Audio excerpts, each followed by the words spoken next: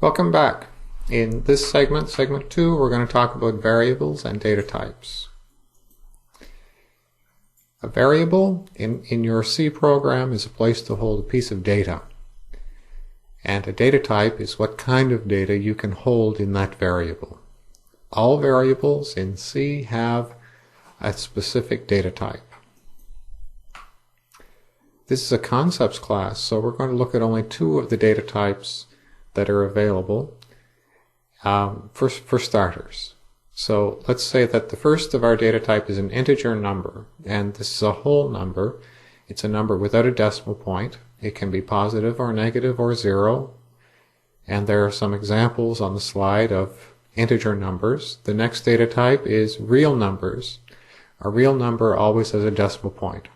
So it can be positive or negative, and it can have the fractional part, the decimal point part. So there are some examples of real numbers. All computer languages have a syntax for allowing the programmer to create new variables of specific data types. Variables are named locations in memory, and they can hold one piece of data at a time. The programmer will choose the name of the variable, and that name should be appropriate for what the variable is going to be used for. Examples of variable names: tax rate, total, salary, index. Whatever you're intending to use the variable for in your computation, that should be the name that you choose as the programmer. And all variables in C hold a specific type of data. So the variable must have a data type associated with it. Here's an example of declaring a variable in C. So before you can use a variable, you decide what its name should be and what its data type should be, and you make the declaration. So in C, our first data type is int. That means that an integer is going to go into that variable, and we're declaring a variable called total here. So int total is the declaration of a variable called total, whose data type is int, which in C is an integer number. Here's a simple C program that starts to get a little bit interesting. We have some variables declared here, 3. One is a double, and its data type is double. The name of our variable is the tax rate. So tax rate is a real number, and in C the name of the data type is double. When you declare your variable, you have the option of putting an initial value into the variable. So we have an example here: int total and equal sign 127. The equal sign is the assignment operator. We're not going to read that as equals, we're going to say gets. So total gets 127. You could say total is assigned to the value 127, but it would take too long. So we say total gets 127, and count samples is another variable declared on the same line. Its data type is also int. There's an assignment statement. Tax rate gets 0.07. So we have a real value being assigned to a real variable whose data type in C is known as double. When you choose the names of the variables, you have syntax rules that you must follow or it won't compile, and then you have conventions that you should follow. What we're going to do now is we'll go into the development environment and we'll declare some variables and assign variables some values, and then we'll come back to this slide to look at what exactly are the syntax rules and the conventions for naming variables in C.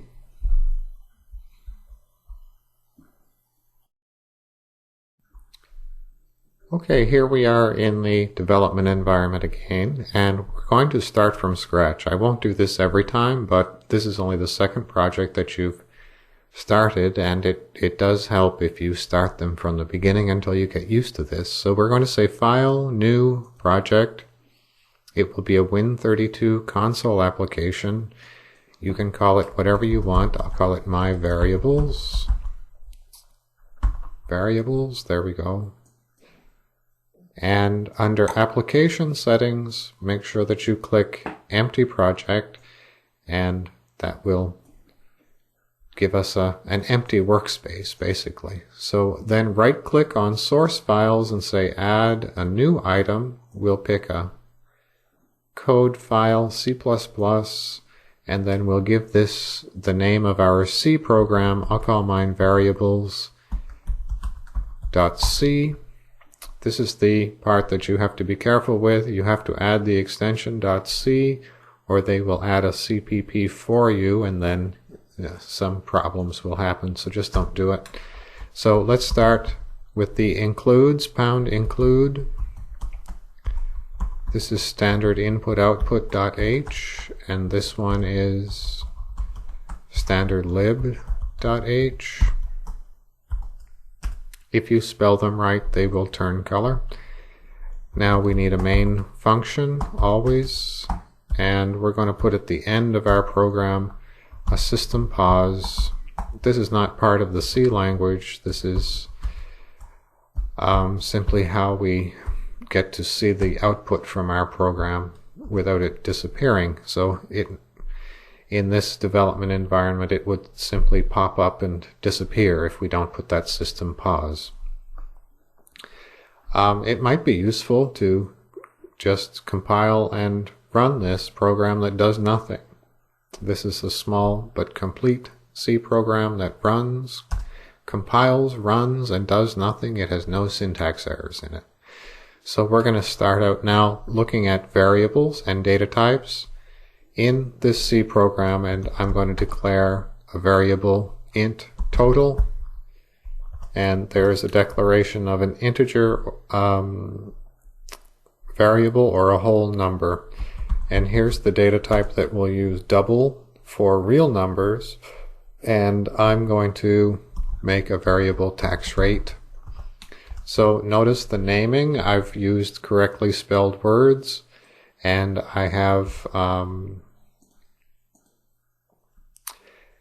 used lowercase letters to start, and then an uppercase letter here for each subsequent word for readability purposes.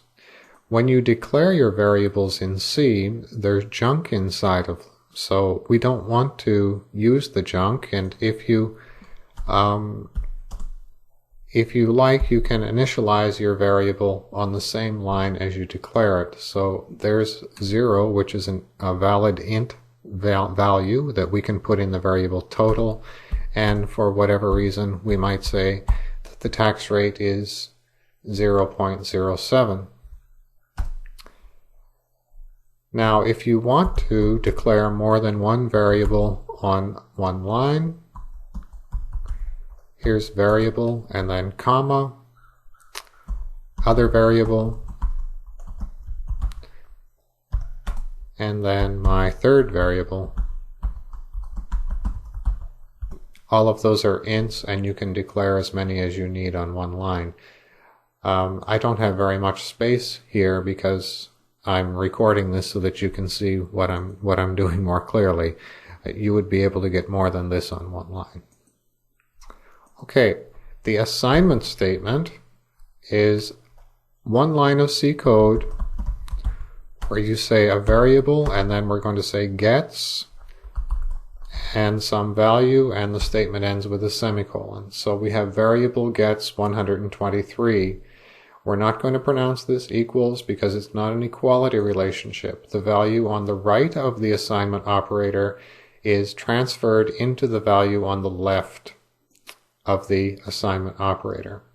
Okay, so all of these things that we've done here are correct. Let's look at some things that you might do that are incorrect. Well, before we start that, let's make sure that this still compiles and runs. It doesn't do anything, just declares some variables and puts values in. What if we decided that we wanted a space in our variable name? Let's try and compile that. If we look under Build menu, the compile alone is Control F7. So this is just compile, not compile and run. So if you want to see the compile errors, let's look at what error was generated this time. Syntax error, missing semicolon before identifier rate. Okay, this error message is a bit misleading. It's telling you that there's something wrong here. What you would like it to say is that you can't put a space in an identifier or a variable name, but that's not what it said. It said missing semicolon. It might as well have told you, I'm confused, right in here someplace.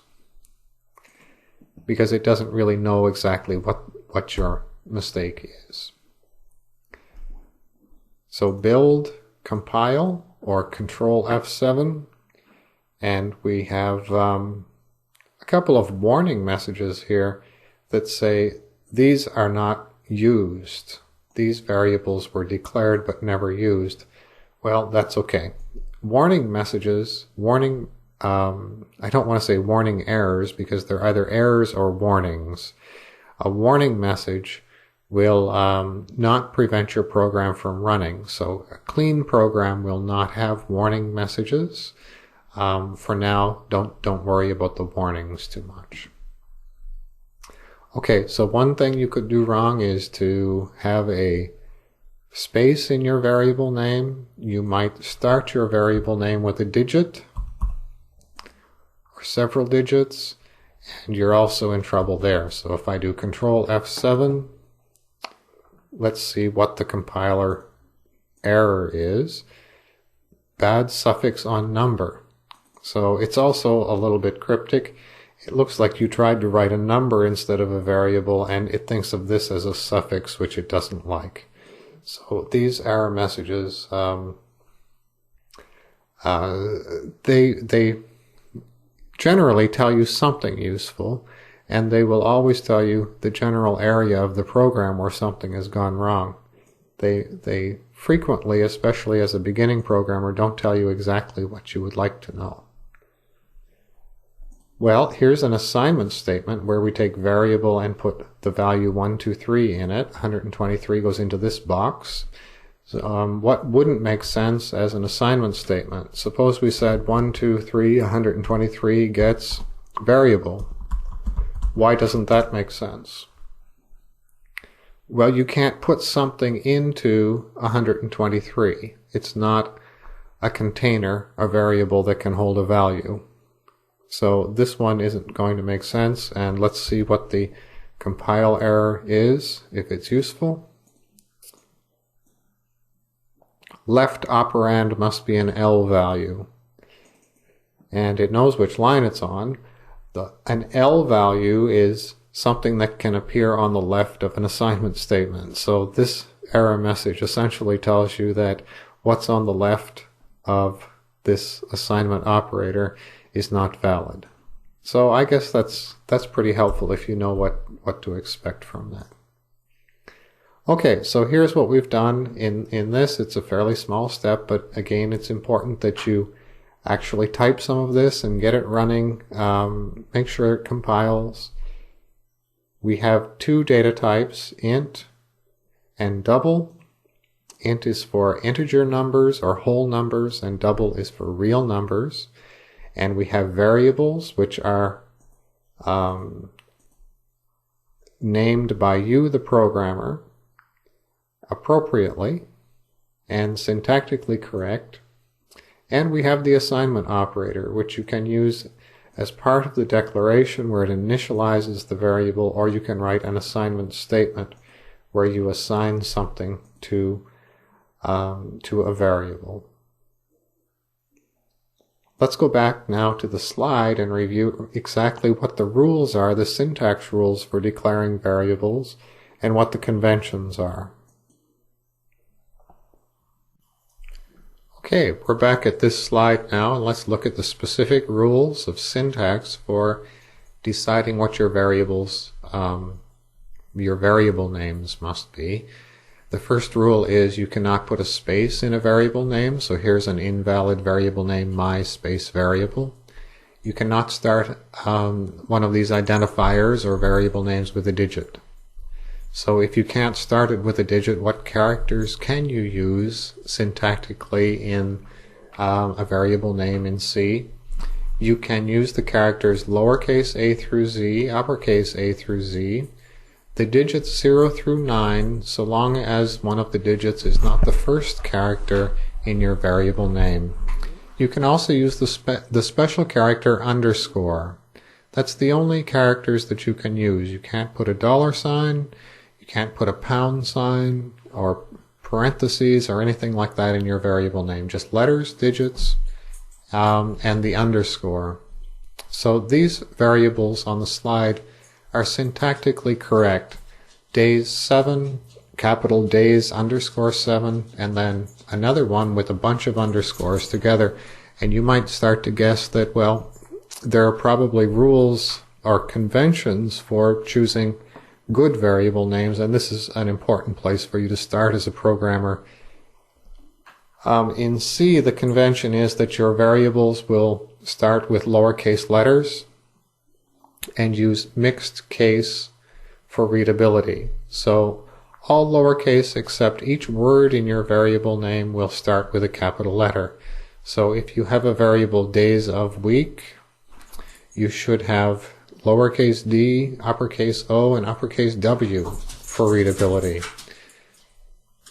And you should name the variable appropriately for its use using correctly spelled English words. So if you take all of the vowels out of your variable name so that you can type them faster, that's going to make your program really hard to read. This is one of the big problems that programmers who work on the same project for a very long time will get comfortable with variable names that don't really make any sense. For example, here's one, WS0321. What would that variable be used for? Well, can't you tell that it's for the water supply in Orlando on March 21st? Well, of course you can't. So you should choose names that are readable to other people, and the first person that will help is actually yourself. So here's our concept summary for this segment. Variables are named locations that can hold one piece of data. Each variable has a data type. The type of data that can be put into the variable is its data type. We've introduced two of the data types in C. One is int, that holds integers, and the other one is double, which holds real numbers. We looked at the naming rules, the rules of syntax for deciding what your variable name should be, and also the conventions. So using correctly spelled English words, the case of the letters, and using words that are appropriate for what the variable will be used for. The assignment operator is our first operator in the language, and we're going to pronounce it gets, even though it looks like an equal sign. So that's the end of this segment on variables and data types. We'll start adding more interesting things in segment 3.